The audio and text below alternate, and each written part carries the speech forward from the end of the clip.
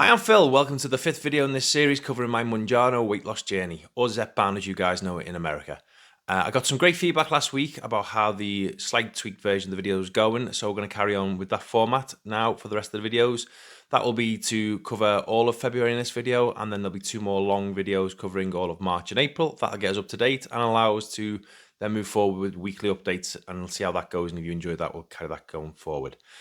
Firstly, let me apologise for the scruffy stubble and the hair and everything, but for anyone with kids, or if you remember your young kids, we've just got through the 2 weeks half term here in the UK, so I'm finally got a quiet house, kids are back to work, kids are back to school even, and I'm enjoying a bit of quiet time. I get this video done, but I do need a bit of self-maintenance and self-care.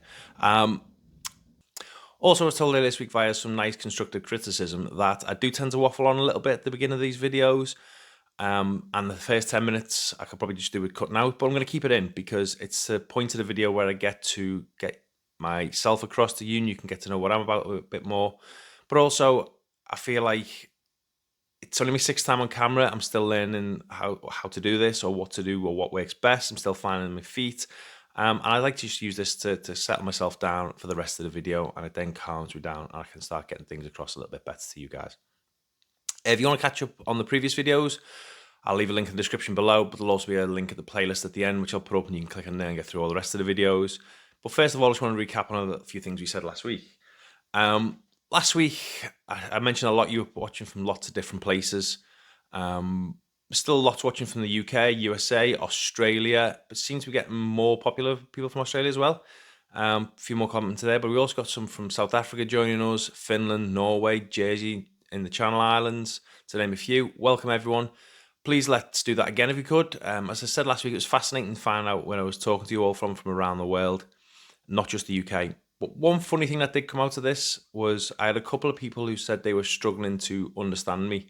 They said I spoke too fast, and I am sorry for that. I do speak fast. I think it's a Scouse thing. Now, for those who aren't from the UK, I'm a Scouser. I speak in a Scouse accent. This is the accent from Liverpool, where I'm from. It's where I live, it's where I was brought up, and I've got a Scouse accent.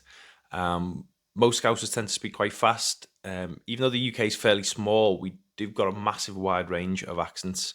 Scouse tends to be spoken quite fast. It's a bit like, Cockney accents for people from London, or, Geordie accents from Newcastle, or Glaswegian accents up in Scotland.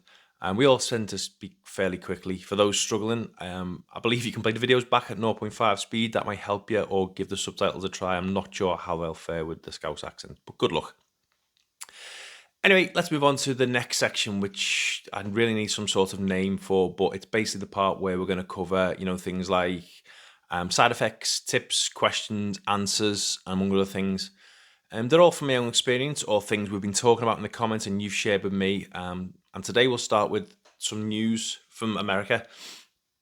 I saw a couple of people mention this in the comments, so I've done a bit of reading myself.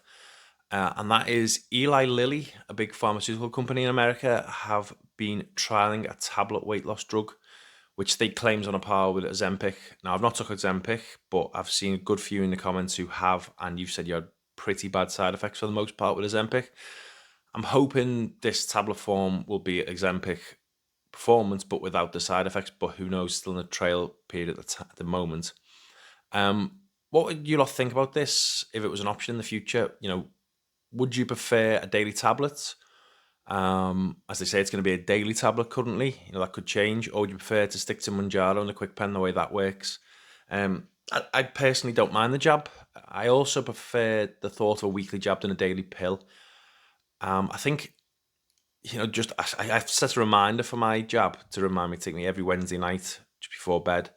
And even then I forget most of the time. So if I was taking a daily pill, I know the alarm would go off and set a reminder, but I'd probably just start ignoring it in the end. So I probably wouldn't be up for that. I'd probably stick to the jabs, and the pens really don't bother me. Never say never. See how the trial goes, and let me know in the comments what you thought you think on a daily tablet, if that was an option over a weekly injection. Next, I've seen this one pop up a few times, and it's one I can actually relate to. So a bit of a spoiler that I'll be covering it in some of the February results, but mainly in the March results going forward. But it was a side effect that hit me, I think it was February or it could actually be March. I think it's more March. Not entirely sure, but basically, I started with this, and my first thought was it wasn't related to Mounjaro. It was the start of something else, and that's being cold. Now, when I say cold, I mean cold. Being overweight for such a long time, I've always been hot. I'm a t-shirt and shorts nearly all year round in the house, apart from the very coldest winter days when I might, put a hoodie on, but even that's usually a hoodie with shorts.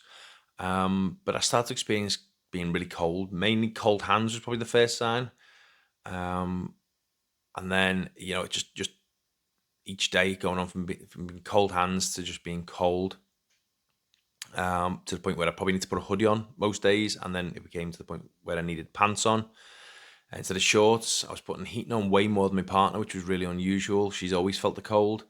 It was only when I saw a friend, it must have been March, because I saw a friend in early mid-March who's on Mounjaro as well. He's done really well. He's lost over 3 stone now. And he said he was really feeling the cold and asked me, was I feeling the cold? And he said exactly same, cold hands, putting a blanket over him all the time, turning the heating on way more. We both agreed it probably could be down to losing some weight. But my body not regulating too well because it's not used to the lack of the weight that normally keeps me warm. But yeah, another spoiler alert, then I will cover this in March, potentially then, and then April, but it's gone for me now. It's warmed up a little bit here in the UK, but we're only having like 11, 12 degrees most days. The weather's still not particularly warm. I've had a couple of warmer days than that, but I've not noticed the cold. Still getting a tiny bit of cold hands from now and then. My fingertips now are a little bit cold, but nothing major. But if that's a side effect that's impacted you or you've experienced, then please leave it in the comments. Or better still, have you got any advice with that? I found that a hot drink worked well for me. You hold a hot drink, it warm your hands up, but obviously drinking the hot drink would warm your body up as well. But yeah, let me know if you've had that and if you've got any experience with it. Finally today, we're going to go back to Geraldine's headaches from last week's video. And at this point, it's the time for the usual reminder that I'm not a medical professional. I've got no medical background. Any advice that I provide is just my own experience or things we've been talking about in the comments. If you need medical advice, speak to your doctor, your provider of Mounjaro, or any other medical professional out there to get your advice. Excuse me. But after we spoke with Geraldine experiencing the headaches, someone in the comments, it's GemTig3469, said that they'd read that Mounjaro forces out glucose via urination, meaning the more you need to purge, the more water you'll need to drink, and therefore the headaches could be a combination of hydration, but also the body's need for electrolytes. Now, this makes sense to me as a layman, in layman's terms, that it also ties in with other things, like people like Paula from Australia. She's been telling me that she's been adding diuretytes to her water once a day, which then obviously adds more electrolytes into the body. And in Paula's case, it helped with her headaches. She had been experiencing headaches. So anyone with headaches might want to give it a try. But again, this is not medical advice, but try adding some electrolytes into your water maybe once a day. See how that goes and let me know if it does work for you. I've not really experienced headaches, so I can't really comment on that, but it'd be great to share it between the community and in the comments and see how we'll get on. I hope you found at least some of that interesting, useful, or at least informative. And if you've got any advice or questions, put them in the comment section, as well as having people help you or answer some of your issues. It's good to see them in there, and we can all help each other. And I can use it again next week's part of the help section. Now to February and my journey. For those who watched last week, you remember that January was my first experience with some small issues I'd faced while on Mounjaro. After such a great start and virtually no issues at all. It's now Wednesday, the 29th of Jan. I'm weighing 17 stone 2 pounds, that's 240 pounds, or 109 kilos there or thereabout. I've gone through a small issue with the chocolate consumption and a fair little dodgy stomach and diarrhea that would give me for about an hour or so, but that was all. Now in February and March, I'm probably not going to be into as much detail as the 2-week updates, because I'll be completely honest, I got quite blasé about taking Mounjaro at this point, and I'd stopped noting things down, what I was eating, and things like my fitness pal. So the only things I've got to work off now are my notes I kept on, the day I injected, what I weighed, and what dosage I was taking on Mounjaro, and my memory, which is much better still now. I'm still not drinking. For those of you who were asking, I'm still not drinking after 6 months. But yeah, the first main thing to note here is that I moved to 5 milligrams on Wednesday, the 29th of Jan. The reasons for this were mainly due to the chocolate relapse, but also the slowdown in weight loss. A slight, very, very, very slight increase in thinking about food. Now, by no means it was food noise return or anything like that. I think it was, I remember having thoughts of, oh, should I add that to my lunch, or should I have a bit of extra rice with my evening dinner?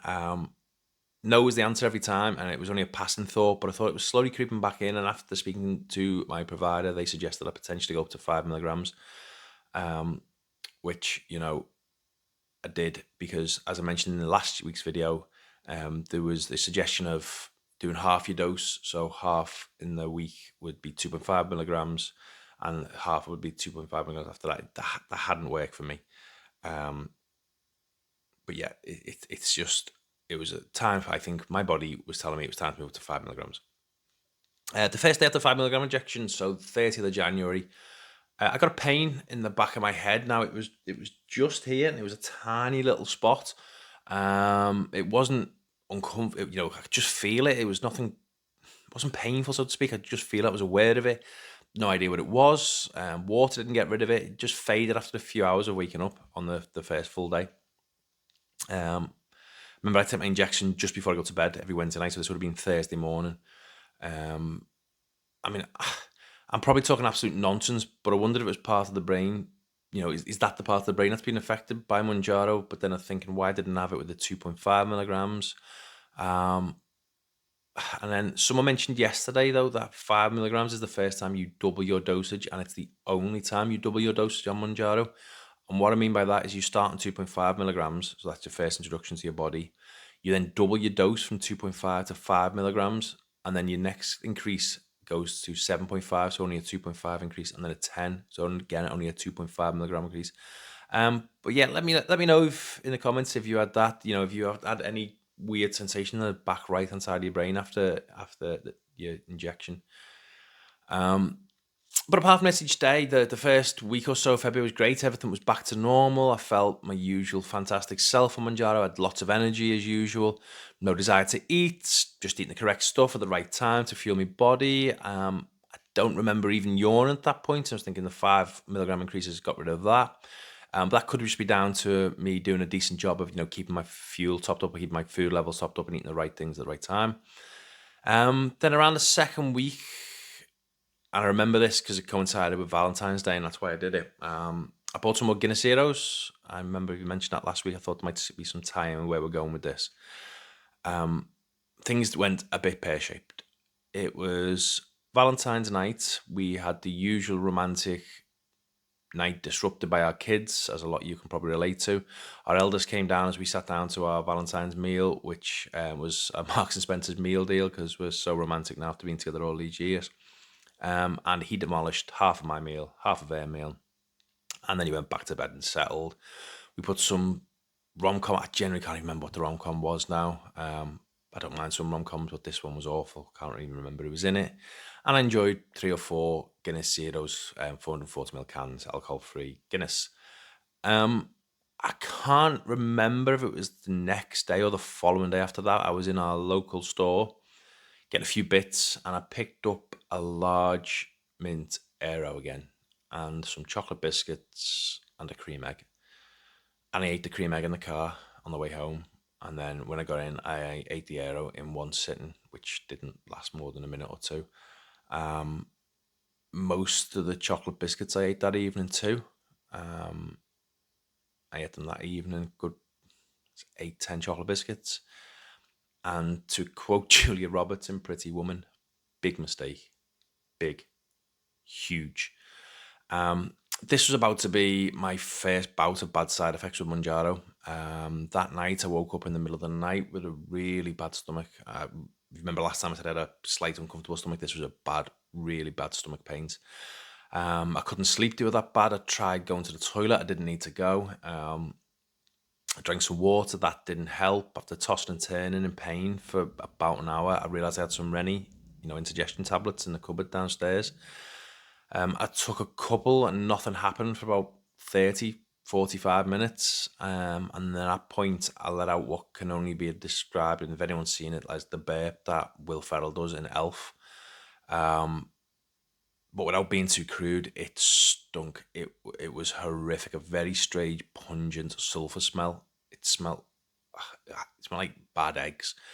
Followed by a slightly smaller one a few minutes later. Again, sulfur smell. I can't exaggerate how bad the smell was. It was really disgusting.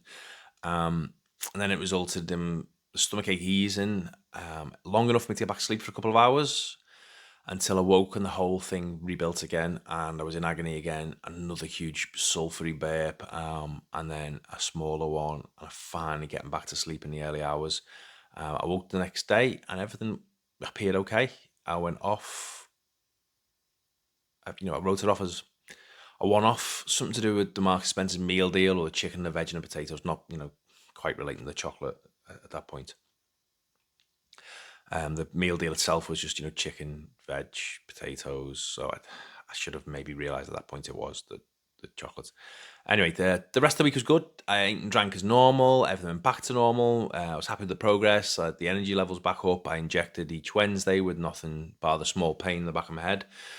The following day for an hour or two, which that subsided, didn't give me any problems. And then the following week, I treated myself to 4 cans of Guinness Zero. I was going to watch Everton. I think it was maybe Manchester United on the weekend.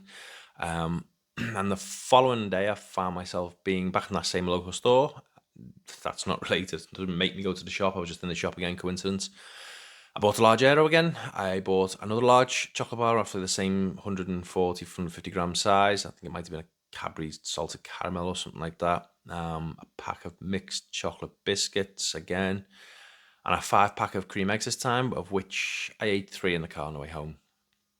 Then ate the whole Aero and a couple of chocolate biscuits. I felt guilty. I knew what was, why was I doing it again? Why was these cravings suddenly back? I didn't feel like I needed to go to the shop to buy anything, but when I was in there, I was picking up these chocolate bars again, and it had come out the blue again.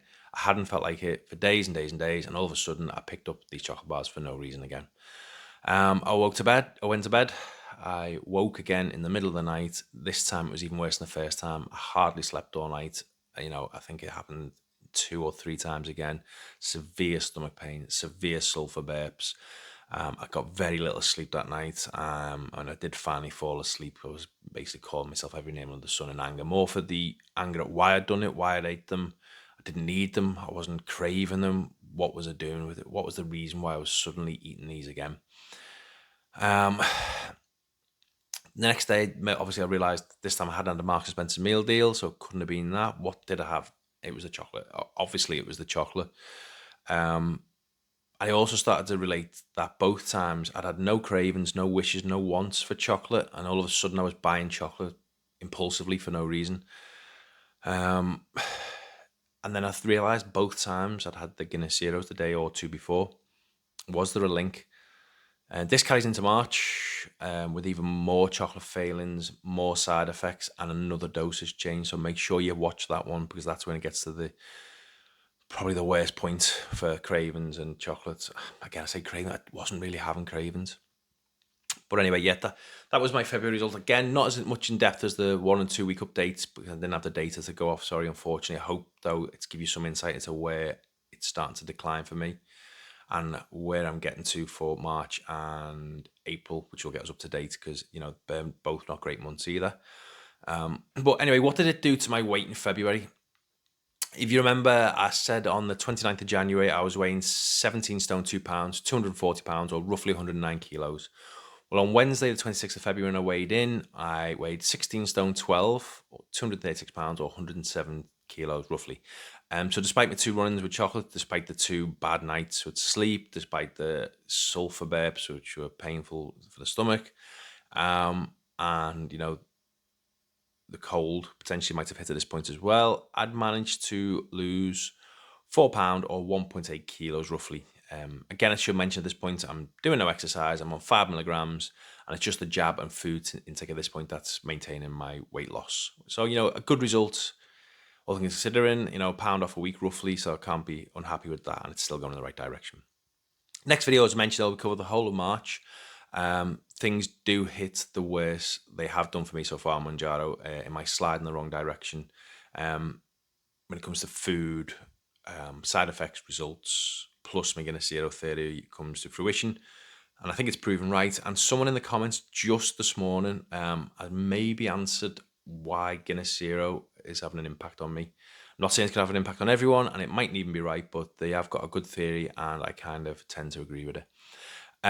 So make sure you check that video out in the next one. As usual, we'll be covering some more comments, so please leave plenty so we've got something to talk about. Otherwise, the video is going to be very short next time. The people who left me the constructive criticism might enjoy it that way, but we'll have no help section or advice section. Also, leave where you're coming from. I'm really still loving hearing about that. You know, you can enjoy learning all about my Scouse accent if you like. I'll put a link up here now or here. I'm not sure which side's going to be better, but there'll be a link there for the playlist covering all the other videos, the older videos in this list to get you up to date if you've missed those on my journey so far. I hope you enjoyed this one. Stay strong on your journey. You know, we can all get there, and most importantly, we can all help each other via this. Get there. Keep going. If I can do this, you can do this. Keep going, and I'll see you in the next update. Bye.